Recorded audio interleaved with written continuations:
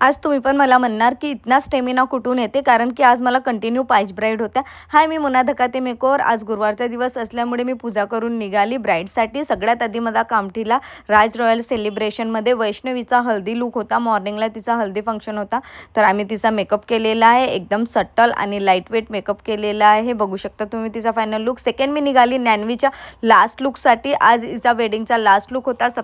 सत्यनारायणची कथा होती, त्यामुळे हिला रेडी व्हायचं होतं.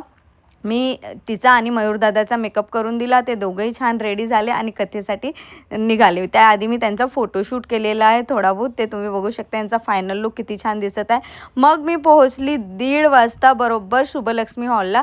ही माझी लास्ट इयरची ब्राईड. हिचा वेडिंग पोस्टपोन झालेला होता, तरी संगीताला माझ्याच हाताने मेकअप करायचा होता, त्यामुळे मी कसं तरी हिचा टाईम ॲडजस्ट करून मेकअप केलेला आहे. तर ही लवकर रेडी व्हायला सुद्धा रेडी होती. तिचा मेकअप केल्यानंतर मी निघाली सारा सेलिब्रेशनला. ही आहे माझी ब्राईड अंकिता. हिचा वेडिंग लुक आहे आज आणि हिच्याच वहिनीचा रिसेप्शन आहे. हिच्या मेकअप आर्टिस्टनी ऑन टाईम हिचा मेकअप कॅन्सल केलेला 4 दिवसाआधी, तर मी तिचासुद्धा मेकअप करून दिला.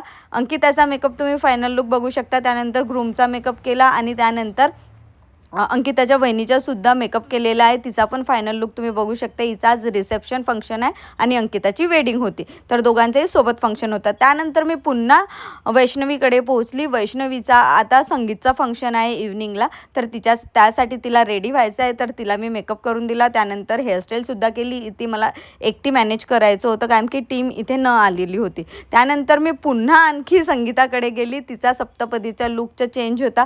आज फास्ट असला तरी मला कंटिन्यू ब्राईड्स असल्यामुळे माझा फुल डे बिझी गेलेला आहे आणि खूप छान गेलेला आहे. सगळ्यांना सगळ्यांचे लुक आवडलेले आहे.